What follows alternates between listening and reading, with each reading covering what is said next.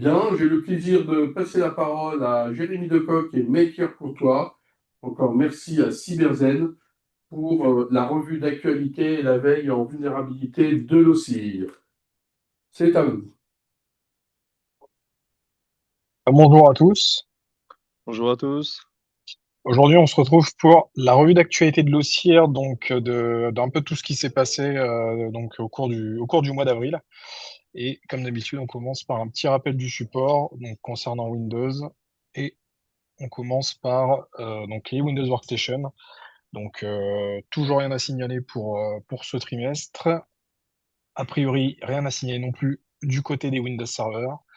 Et donc on enchaîne tout de suite avec les failles et notamment le bulletin, donc le patch Tuesday de Microsoft de ce mois d'avril, donc qui corrige pas loin de 167 vulnérabilités, dont deux de type 0D en serveur de Microsoft SharePoint. Donc c'est une validation incorrecte au niveau de l'input envoyé au serveur. Donc il faut savoir que c'est une vulnérabilité qui est pas mal exploitée dans la nature, donc à tel point qu'elle a été rajoutée au catalogue Kev de la CISA. Donc en version affectée, on a SharePoint Server Subscription Edition, on a la serveur 2019 et la serveur 2016. Ensuite, on a une Privesc, donc une version de privilège de côté Microsoft Defender. Donc il faut savoir que actuellement elle n'est pas exploitée, mais Microsoft l'identifie quand même comme à risque. Donc d'où le fait qu'on la retrouve avec un score de criticité assez élevé. Je l'ai plus en tête, mais on est sur de la critique. Euh, donc, il faut savoir qu'elle a été corrigée en partie par l'intermédiaire d'une mise à jour de sa plateforme anti-malware. Donc, je vous ai mis la version précise. Donc, il faut savoir que c'est une plateforme hébergée dans le cloud Microsoft qui gère tout ce qui est signature, etc. Et donc qui est intégré directement au Defender for Endpoint, donc sur vos postes Windows.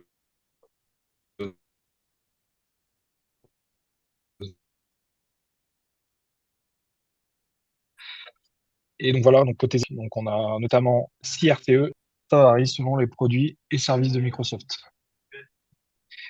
Alors, ensuite, bon, on va parler de deux vulnérabilités donc un peu qui font beaucoup de bruit en ce moment, donc de Privesc sur Linux. Donc la première, c'est Copyfail. Donc on est sur le même scope pour les deux, donc une évasion de privilèges en local, donc qui sont tous les deux dus à une écriture dans un espace réservé, donc au niveau kernel, qui permet du coup l'écriture sur n'importe quel fichier. Donc la première vulnérabilité, donc Copyfail, a été trouvée par Xincode, donc une IA une IA qui l'a trouvé. Donc on parle d'un bug, enfin d'un bug présent. Si vous lisez l'excellent post de Frédéric Reynal, il vous dira que c'est pas un bug mais une feature. Donc ça vient d'une optimisation donc au niveau de la gestion cryptographique d'IPsec. Donc une optimisation qui a été mise en place en 2017. Donc je vous ai même mis la librairie Algified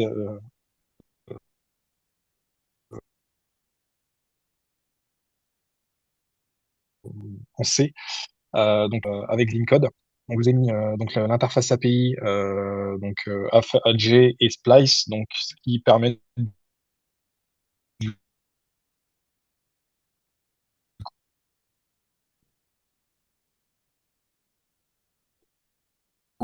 l'écriture de ce que je l'ai dit. Donc, je vous laisse imaginer si on a la possibilité de privilège d'un coup devient un petit peu plus simple.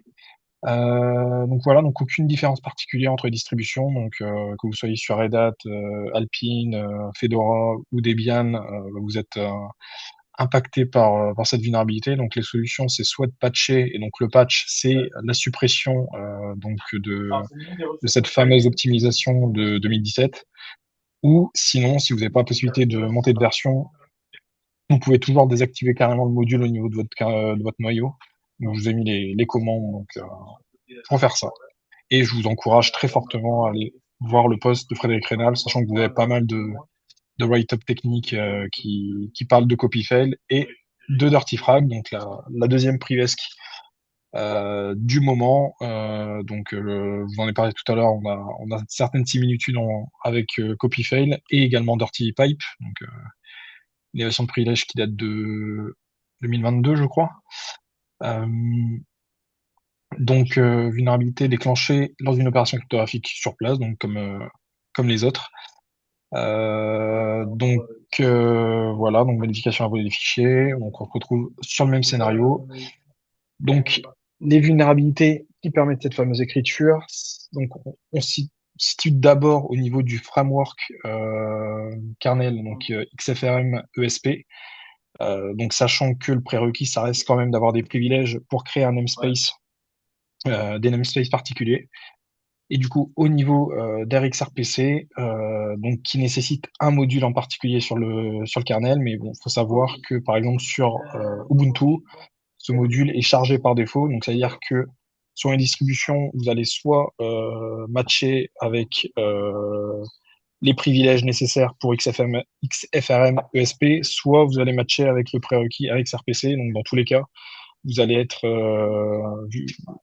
vous allez être vulnérable à Dirty Frag. Donc, faut savoir que les POC qu'on a vu passer jouaient sur ces deux vulnérabilités pour exploiter la vulnérabilité. Donc, pareil, aucune vulnérabilité entre les distributions parce que ce que je viens de vous dire. Et donc, en solution, toujours soit de patcher, soit supprimer les modules concernés au niveau de kernel. Côté Apache, on a eu un patch qui a corrigé de nombreuses failles, donc notamment une RCE critique qui avait été apparue sur la version 2.4.66. Donc c'était un bug lors de l'envoi d'une trappe HTTP headers et qui était immédiatement suivi d'une trappe reset stream sur le même flux. Et ça créait du coup une opération en double dans le tableau nettoyage et le système essayait du coup de supprimer une zone mémoire qui était déjà plus présente. Et du coup, cette faille, cette grosse faille, du coup, pouvait entraîner au minimum un déni de service et au maximum une RCE. Et toutes les failles, du coup, ont été corrigées sur la version la 2.4.67. Côté Adobe Reader, on a eu une zero day qui est apparue. Donc, le premier échantillon a été déposé sur Virus Total le 28 novembre.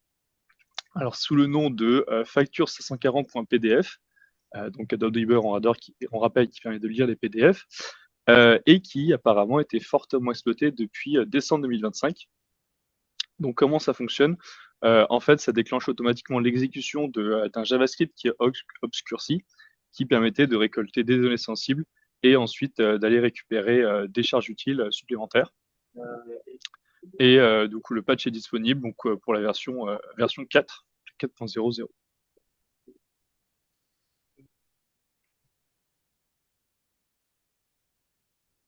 J'ai mis.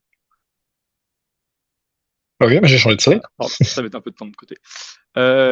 Côté WordPress, on a eu le plugin Slider Revolution qui est vulnérable. Donc, le plugin Slider Revolution, c'est une extension WordPress qui permet de créer des sliders sur le site, sur vos sites web. Donc, il a plus de 5 millions de téléchargements du plugin. La faille a été signalée le 18 avril et elle permettrait de télécharger des fichiers arbitraires, donc avec une RCE qui serait possible. La vulnérabilité au niveau d'un manque de validation des extensions de fichiers lors de l'utilisation de certaines fonctions du plugin, spécialement la fonction checkFile, plus exactement checkFilePath. Et du coup, il était possible de fournir une URL qui pointerait ensuite vers un fichier PHP malveillant. Donc, on vous recommande. Donc, les versions affectées sont toutes les versions de la branche 7. Et on vous recommande de passer vers la 7.0.11 exactement. Donc voilà, en termes de failles et de vulnérabilité, donc là, on va un peu se concentrer sur les événements majeurs du mois d'avril, donc piratage, malware, fuite de données, etc. Et on commence par donc un sujet au niveau de d'Edge Verification, enfin Edge Verification, donc une application qui a été dévoilée par la Commission européenne, donc pour pour obliger.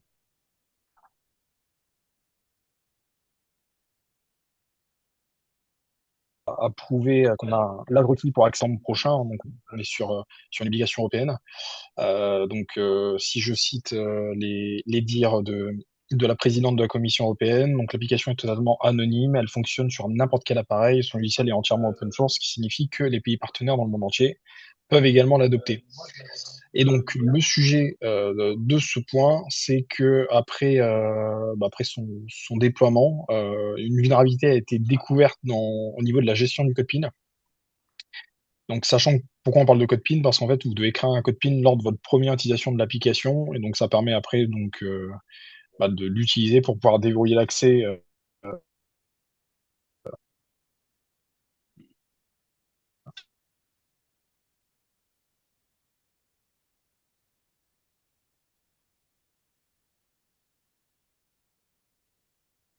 Donc, Je t'entends plus.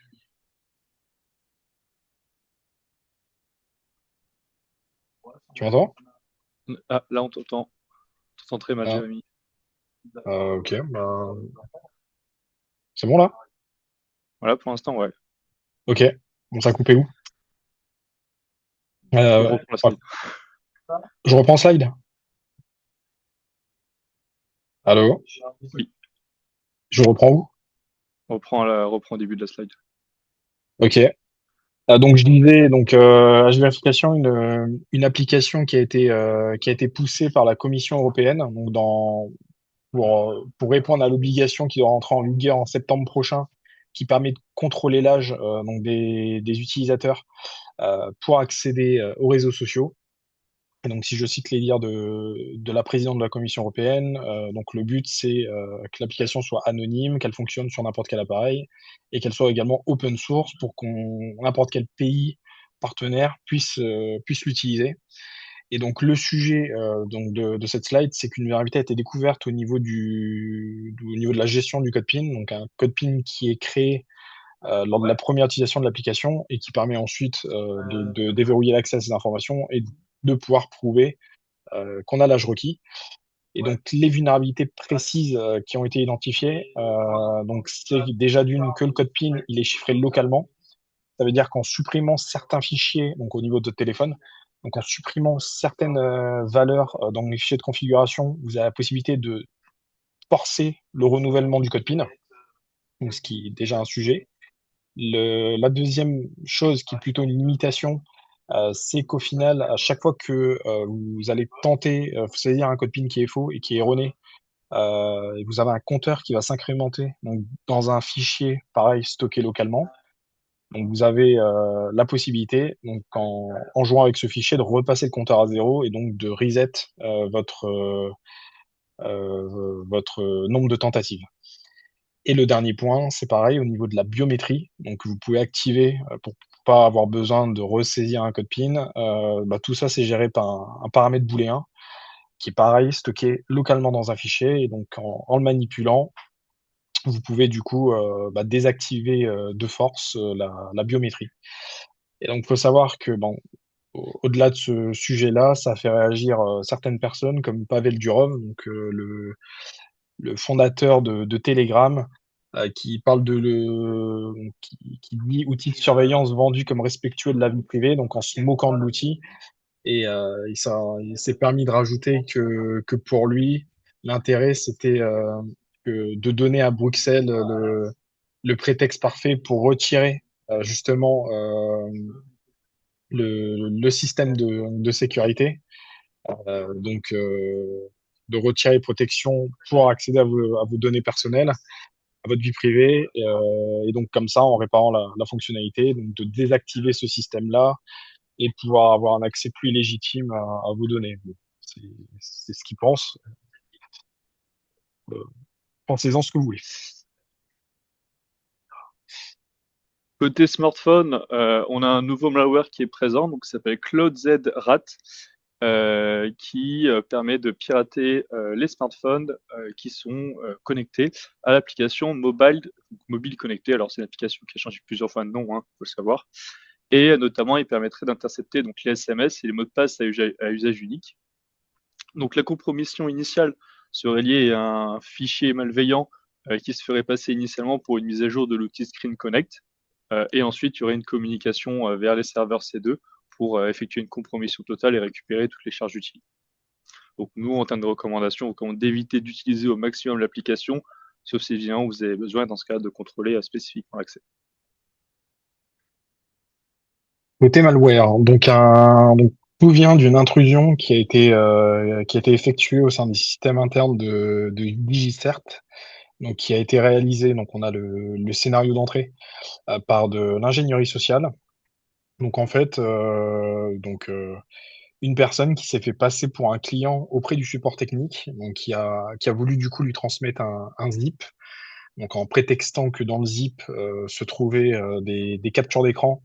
Euh, et donc le support technique, du coup, bah forcément le zip, vous l'avez deviné, était piégé et contenait des fichiers malveillants, notamment un fichier malveillant, mais on en parlera juste après.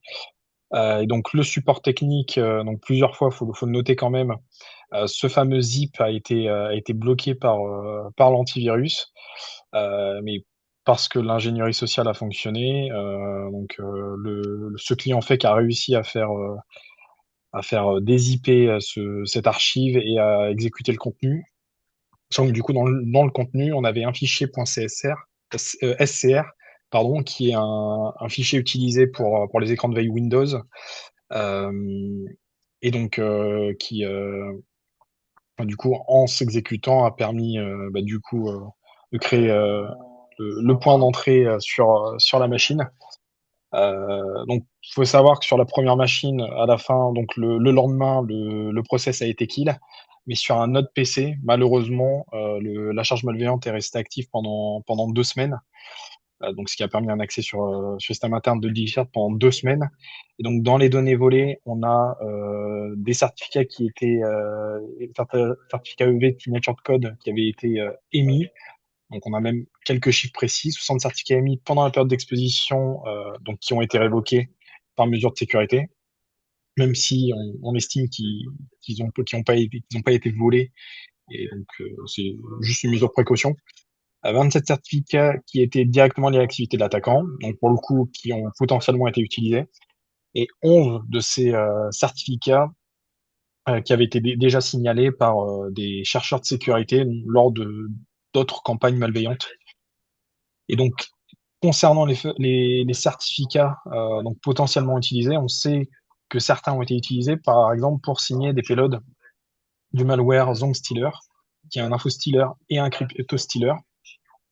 Donc, au niveau des indicateurs de compromission remontés, une forte hypothèse existe que Golden Eye Dog, donc un groupe de cybercriminels chinois, sera à l'origine de cette intrusion.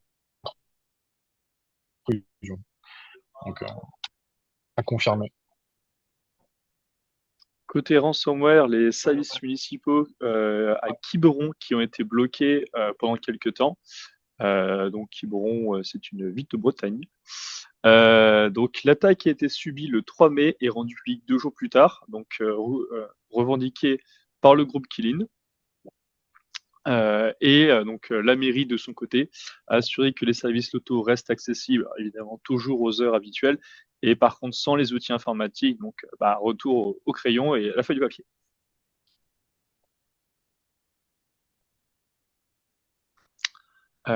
Donc on arrive aux fuites de données.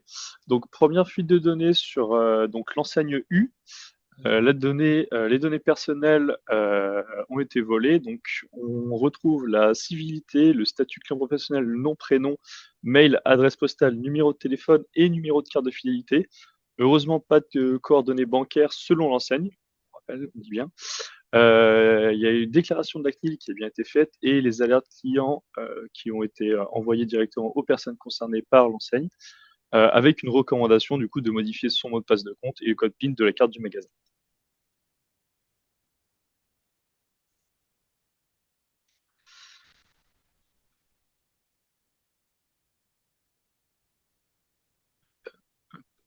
Ça y est. Retour sur la cyberattaque de Parcoursup. Donc, malheureusement, détecté 5 mois trop tard. Donc, le piratage a eu lieu en octobre 2025 avec exfiltration des données. Donc, on parle de plus de 700 000 personnes. Qu'est-ce qui s'est passé? En fait, simplement, utilisation des credentials d'un agent de la région d'Occitanie et usurpation d'identité. Donc, on a différents types de données qui ont été volées, donc des données plus qu'on retrouve habituellement, donc nom, prénom, date de naissance, nationalité, adresse postale, mail et numéro de téléphone. On a des données plus spécifiques comme la filière suivie, la formation envisagée ou le statut de boursier, et des informations plus personnelles comme les informations sur les parents ou les tuteurs légaux pour les mineurs. Donc on a une autre plateforme On n'a donc plus qui la, est on n'a plus le partage d'écran. comment je dis ça. Ok. Désolé du coup pour ma slide, je vous l'ai dit sans. Euh, la connexion est pas incroyable. Désolé pour ça. Bon, je vous la remets 2 secondes si vous voulez mettre en pause au moment Hop, c'est bon, du voilà. partage. Ok, super.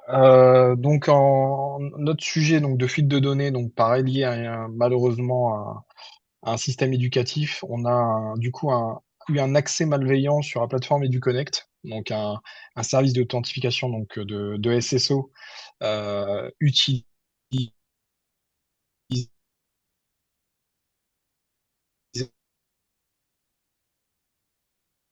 pour permettre aux élèves et à leurs parents pronotes, etc. Donc un accès qui a été revendiqué par Domsec, donc sur les forums du dark web. Et donc ces accès qui ont été possibles via une usurpation d'un compte interne donc fonctionnel et a priori donc chaîné avec une exploitation d'une faille qui a été qui est connue et qui a été corrigée en fin 2025. Donc un accès qui commence déjà un peu à dater. Et donc, dans ces données concernées, donc par la fuite de données, on a des noms, des prénoms, identifiants, établissement classe, adresse mail, s'y renseigner parce qu'a priori, c'est pas obligatoire au niveau de l'outil, et les codes d'activation. Donc, sachant qu'une partie des comptes avait été activée et une autre partie des comptes, eux, n'étaient pas activés. Et donc,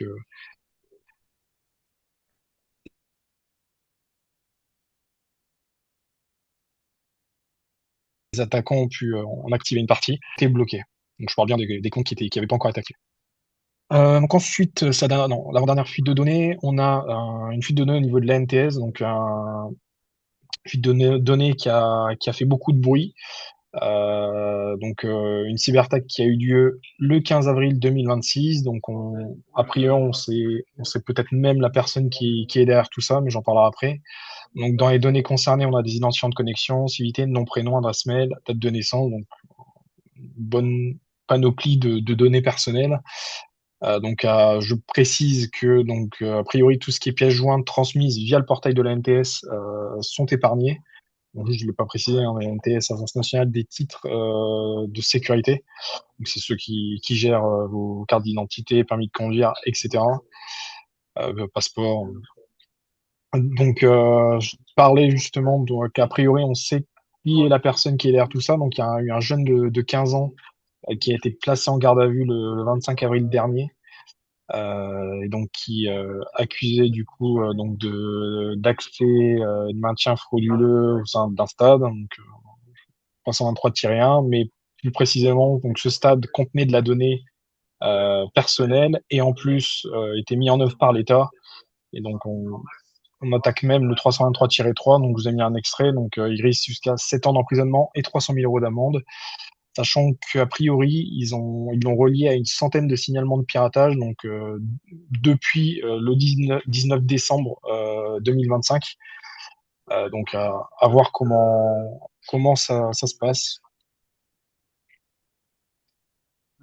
Et la dernière fuite de données, donc même pour du coup parler de ça, donc il y a eu beaucoup de discussions, donc des obligations qui ont été poussées par notre Premier ministre, donc des obligations de sécurité au niveau des ministères. Et donc, a priori, il y a aussi des discussions qui doivent qui doivent se réaliser entre l'ANSSI et le Premier ministre.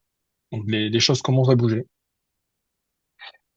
Et dernière fuite de données, donc Udemy, donc une plateforme de formation en ligne, donc qui a été victime également d'une fuite de données, donc par une victime du groupe Shiny Hunters. Donc une publication d'une base de données qui concerne 1,4 million d'enregistrements. Donc pareil, on trouve des noms, des prénoms, adresses postales, etc. Mais également des méthodes de paiement. Et donc cette base de données a été ajoutée sur la plateforme Avaibinpon. Donc,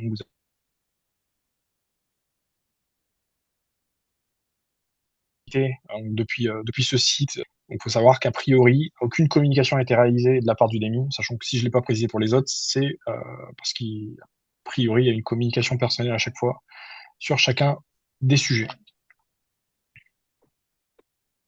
J'ai vu, tu peux peut-être désactiver ta caméra pour économiser un peu de temps de patience. Et sinon, maintenant, on va parler un petit peu des outils, donc des outils qui vont faire plaisir à certaines personnes, certainement. Donc, le premier, mise à jour de Rufus, très pratique.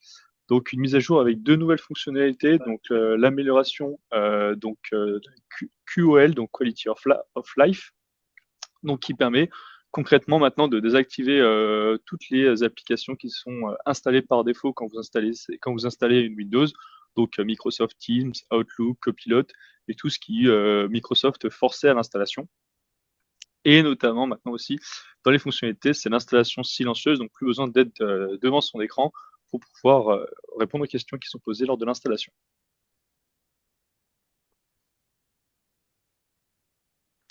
Donc, deuxième outil, donc Explain Chain, donc le traducteur de commandes. Donc, c'est un outil web, donc vous avez le lien directement dans la slide, qui permet de comprendre les commandes du terminal Linux. Il va décomposer du coup la commande étape par étape et afficher une explication claire pour chaque élément, à quoi est-ce qu'il correspond et qu'est-ce qu'il fait.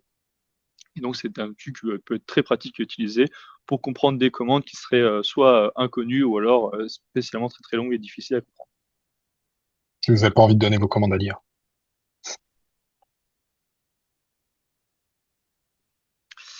Côté publication, on a eu le guide stratégique de l'IA qui a été publié, donc très amusant que ça fasse référence avec les deux conférences que nous avons eues juste avant. Donc, le guide stratégique intitulé The AI Vulnerability Storm, Building a Mythos-Ready Security Program.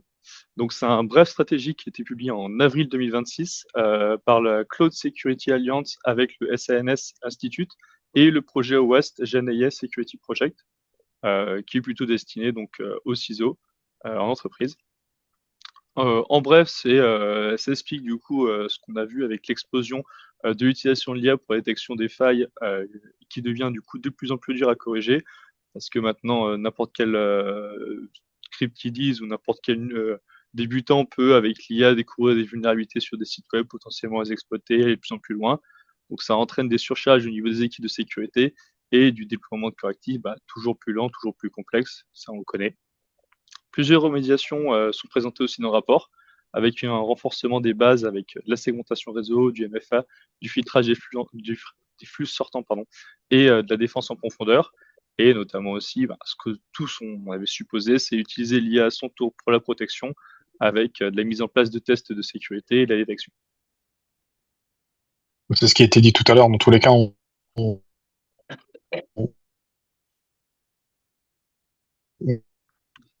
Déjà dit tout à l'heure, c'est vrai. se dirige vers un combat entre. Donc voilà en termes d'événements. Donc avant les points divers, on a des points business et politique. Donc maintenant, côté business et politique, Claude prend des libertés sur navigateur. Donc, il faut savoir que si vous aviez installé Claude sur votre ordinateur, il se permettait de faire des modifications sur les autres navigateurs que vous pourriez avoir, notamment avec la possibilité de rajouter ses propres plugins pour pouvoir lire vos pages, remplir vos formulaires, faire des captures d'écran sur des sessions authentifiées ou même valider des actions. Donc, une totale liberté de Claude. Ça suppose que ce sont les premiers prémices pour le computer use que veut faire sortir Anthropic, qui serait une fonctionnalité permettant à Claude d'utiliser votre PC comme si c'était un humain derrière. Donc c'est un petit peu délicat quand même.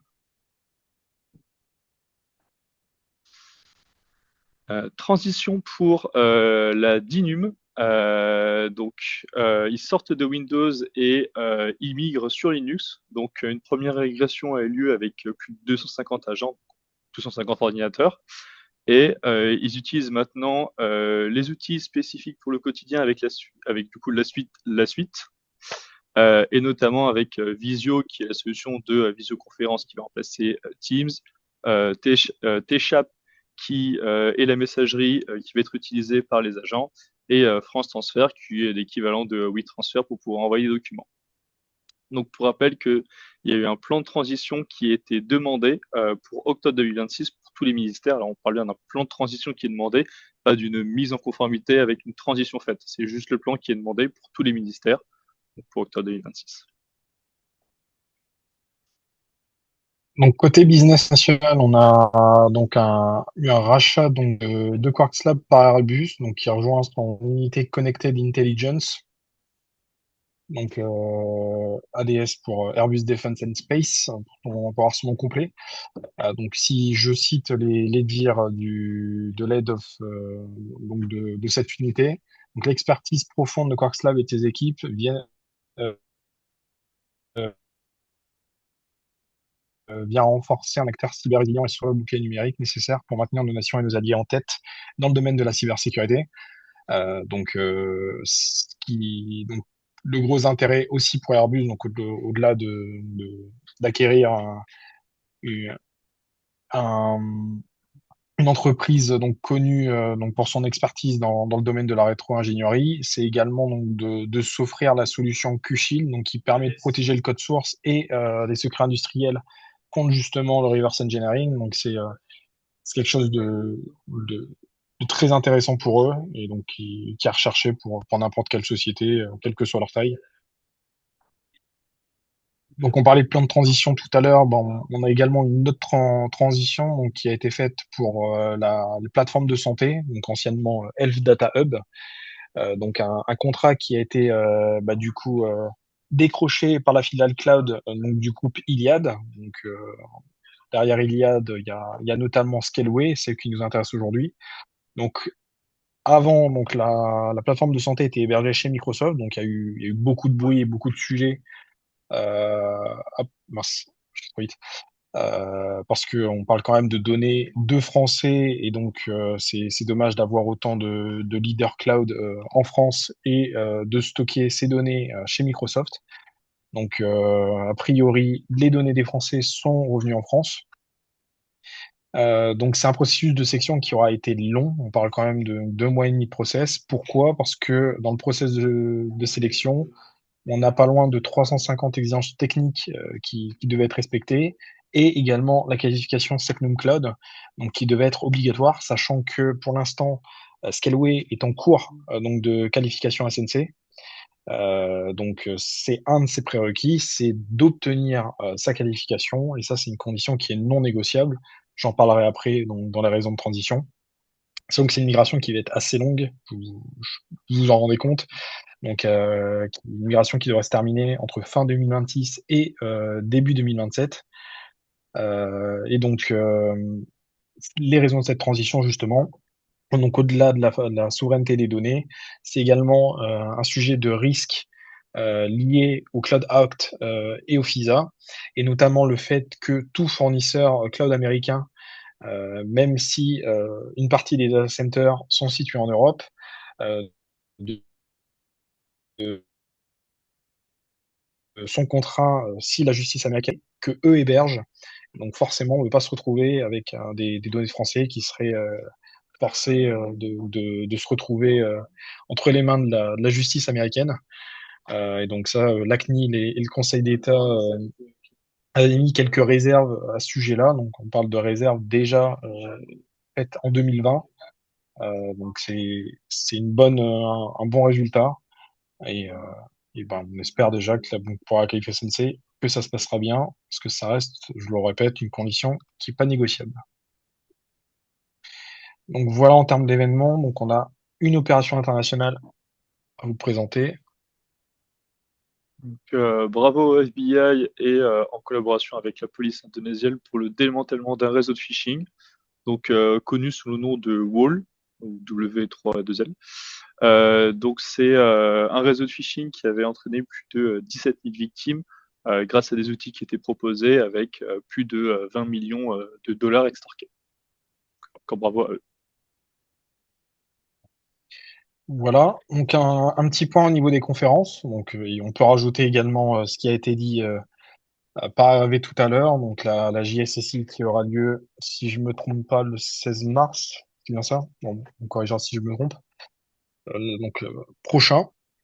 Donc en conférence passée, donc on a eu Samba XP fin avril, on a eu la BotConf mi-avril, et à venir on a le Cyber On Board, on a le SCEA Secure Edition, on a le stick, le hack et la prochaine édition de Pass de Salt. Et pour terminer, comme d'habitude, donc les points divers et trolls quand il y en a. Donc là, bon, c'est plutôt un point divers et même un point très intéressant. C'est une nouvelle fonctionnalité qui arrive qui est arrivée dans Chrome 146, donc qui s'appelle DBSC, donc pour Device Bound Session Credentials. Donc, faut savoir que pour l'instant, la fonctionnalité, elle est uniquement disponible pour Chrome sur Windows. Pourquoi? Parce qu'elle s'appuie notamment sur votre puce TPM. Et donc son fonctionnement, donc vous le savez, aujourd'hui, quand vous avez une session qui est gérée sur votre navigateur, en fait, on parle d'un fichier stocké sur votre système. Donc, ce qui représente un risque dans le cas de vol de credentials. Donc, si j'arrive à voler votre session, et ben, je peux la rejouer sur mon navigateur et donc potentiellement avoir un accès sur une plateforme qui normalement ne m'est pas destinée et récupérer les informations qui sont derrière. Et donc, pour pallier à ça, DBSC, qu'est-ce que ça fait? Ça génère en fait à chaque fois que vous avez besoin d'une session une paire de clés. Donc, sachant que cette paire de clés, elle, est générée au niveau de votre puce TPM. La clé privée que vous gardez, comme toujours,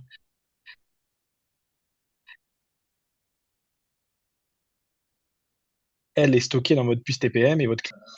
Et donc, à chaque fois que vous allez, ce qui du coup permet de vous authentifier. Et donc, dans le cas où un pirate essaye de voler vos identifiants, vos cookies de session, en fait, il n'aura pas eu un accès à votre clé privée, donc il ne sera pas capable du coup de rejouer votre session. Et donc, il faut savoir, donc je l'ai bien précisé tout à l'heure, mais une session, c'est une paire de clés. Donc, forcément, le prérequis, c'est qu'en bout de chaîne, donc le service web ait implémenté DBSC. Donc, il y a eu beaucoup de tests l'année précédente, parce que c'est du coup une fonctionnalité qui est co-développée avec Microsoft, donc entre Google et Microsoft. Donc ça a été soumis au W3C. Et donc l'intérêt, c'est de créer un standard, et donc pour potentiellement, on l'espère, mettre fin au vol de session. Donc là, vous avez un schéma à droite qui vous le décrit globalement, ce que je vous ai dit à l'oral. Si jamais vous êtes intéressé, vous avez le ticket de blog Google. Et le dernier point troll, donc là, Microsoft Edge qui stockerait du coup vos mots de passe en clair. Donc lorsque vous utilisez le gestionnaire de mots de passe qui est intégré, en fait, il faut savoir c'est que les mots de passe, lorsque vous ouvrez le navigateur, sont stockés en mémoire instantanément. Donc même s'ils ne sont pas sollicités, on pourrait penser que les mots de passe sont stockés en mémoire juste au moment donné où ils transitent du coup vers votre page web. Mais non, en fait, tout est chargé à l'ouverture du navigateur. Donc c'est un petit peu délicat. C'est valable uniquement par contre pour Microsoft Edge, donc Google Chrome ou Brave sont safe et ne sont pas soumis à cette vulnérabilité. Il y a un POC qui est disponible sur GitHub avec un tool qui permettrait du coup de récupérer les informations du navigateur en faisant un dump des informations de la mémoire et on verrait bien les mots de passe apparaître. Pour information, Microsoft ne compte pas patcher ça parce que pour eux, ils estiment que c'est normal et que c'est comme ça que ça a été fait par design. Et donc, du coup, on en revient en fait d'utiliser un coffre-fort de mot de passe quand vous le pouvez et d'arrêter de stocker vos secrets sur votre navigateur. Vous faites comme DBSC et stockez tout dans votre puce TPM. Donc voilà, donc pour cette présentation mensuelle, on vous redonne rendez-vous donc pour la prochaine présentation le mardi si vous voulez accéder au replay. Donc vous avez la chaîne YouTube, sinon vous avez les slides et les supports utilisés, notamment ces supports-là, sur www.cir.org. Voilà. Merci. Et le Merci 9 à juin, tous. le 9 juin, nous serons à l'ESIEA rue Vézal, en plein Paris, pas à Ivry, à l'ESIEA rue Vézal. Merci beaucoup, Melchior et Jérémy, pour cette présentation.